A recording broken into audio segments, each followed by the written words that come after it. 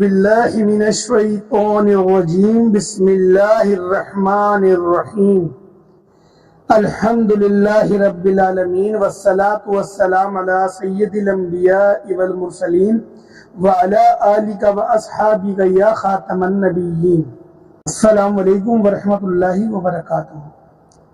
آج کی اس ویڈیو میں معزز خواتین و حضرات جو وظیفہ آپ کی خدمت میں لے کر حاضر ہوا ہوں اور جو وظیفہ آپ کو سپرد کرنے والا ہوں، یہ سورۃ الکوثر کو پڑھنے کا وظیفہ ہے، اور یہ وظیفہ یقین جانے اتنا مجرب ہے کہ آپ لوگ جو چاہیں آپ لوگ اللہ پاک سے مانگ سکتے ہیں۔ بس آپ نے اس وظیفے کو اس طرح سے کرنا ہے جو طریقہ آپ کو بتایا جائے گا، اور طریقہ بھی مختصر ہے، اور ایسا بھی نہیں ہے کہ اس وظیفے میں آپ کو وقت لگے گا۔ آپ بآسانی کچھ ہی لمحات میں اس وظیفے کو مکمل کر لیں گے۔ لیکن میرے بھائیوں، بات یہ ہے کہ جو بھی آپ وظیفہ کیا کریں دل جمی کے ساتھ، یکسوئی کے ساتھ کیا کریں۔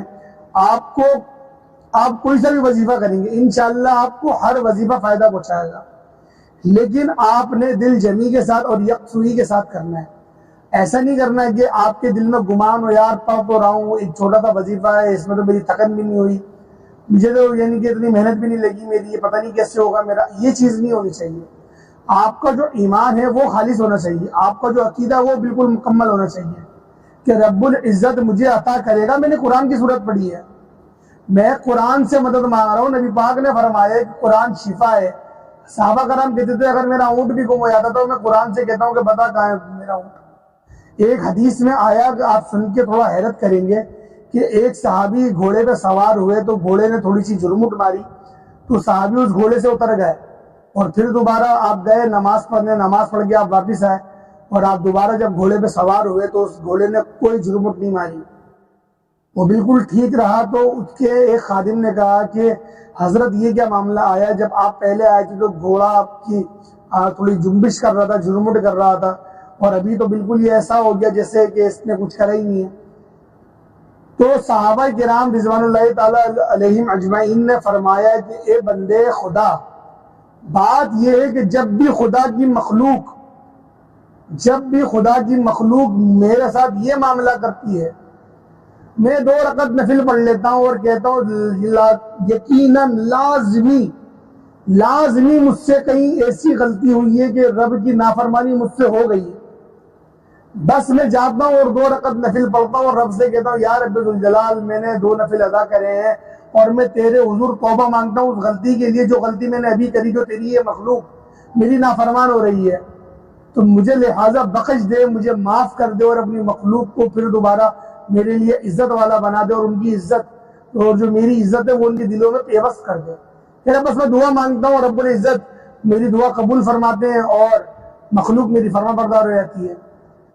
تو اس کا خلاصہ یہ ہے، بات سمجھانے کی یہ ہے کہ آپ جب کوئی آپ کا عقیدہ ہو نا، اور آپ اس پر پورے ایمان کے ساتھ، جب یعنی کہ دین نے بتا دیا، قرآن خود کہتا ہے، اور مولا علی شیر خدا کا فرمان بھی موجود ہے کہ آپ نے فرمایا کہ اگر کسی مسلمان کے پاؤں میں کانٹا بھی چبھتا ہے تو وہ اس کے گناہوں کا کفارہ ہے۔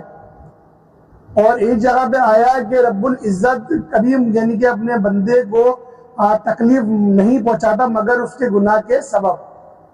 یعنی کہ سمجھنے والی بات یہ ہے کہ جو یعنی کہ آپ کو کوئی بھی سزا مل رہی ہے میرے بھائیوں، تو وہ آپ کے گناہ ہی ہیں جو آپ کے سامنے آ رہے ہیں، اور ان گناہوں کا کفارہ ہو رہا ہے۔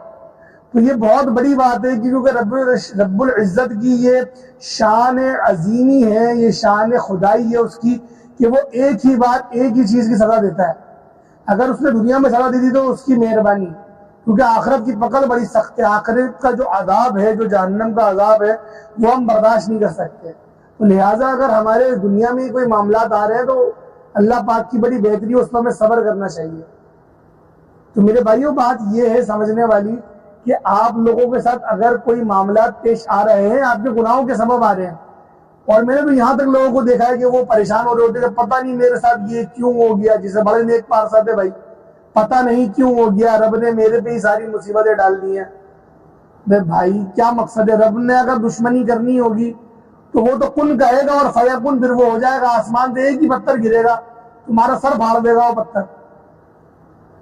یعنی کہ انسان کو ایسے کلمات نہیں بولنا چاہیے کہ وہ جو آپ کی ایک آزمائش ہے اس میں توسیع ہو جائے اور اس پہ آزمائش پہ پھر دوبارہ ایک آزمائش آ جائے۔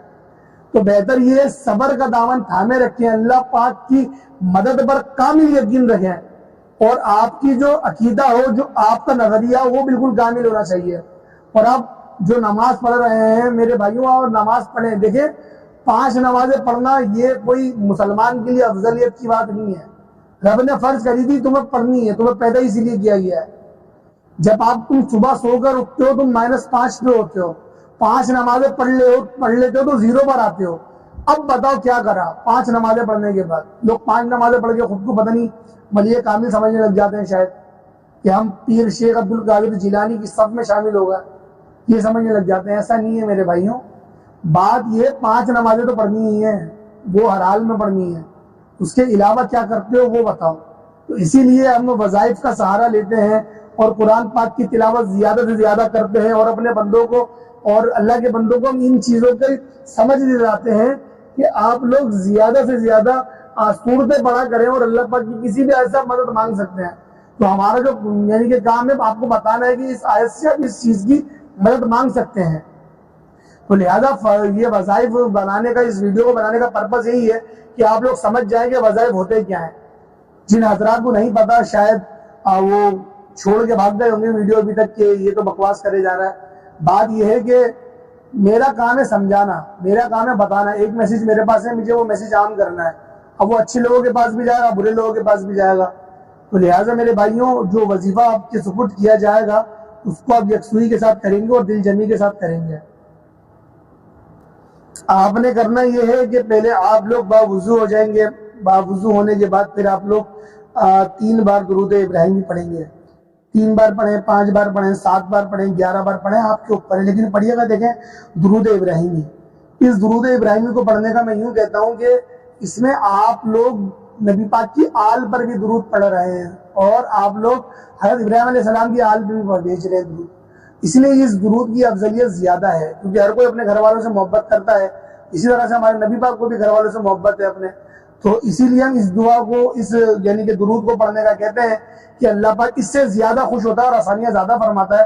اور ویسے بھی اس کی جو یعنی کہ افضلیت ہے بہت زیادہ آئی ہے حدیثوں میں بھی، کیونکہ اللہ پاک جب ایک بار ہم درود بھیجتے ہیں تو اس کی فضیلت جو ہے وہ آپ جانتے ہیں کہ اللہ پاک 10 درجات یعنی کہ بلند کر دیتا ہے، 10 نیکیاں عطا کرتا ہے، 10 گناہوں کو مٹا دیتا ہے۔ تو میرے بھائیوں، آپ نے درود ابراہیمی پڑھنا ہے 3 بار، 7 بار، 11 بار، جتنی بار آپ پڑھنا چاہیں۔ اس کے بعد آپ 100 مرتبہ سورۃ الکوثر پڑھیں گے۔ سورۃ الکوثر جو سورت ہے وہ سورت کو آپ پورا پڑھیں گے اور 100 مرتبہ، پھر آپ دوبارہ سے یعنی کہ 3 بار درود ابراہیمی جو آپ نے اول میں تعداد پڑھی ہے وہی آپ آخر میں پڑھیں گے۔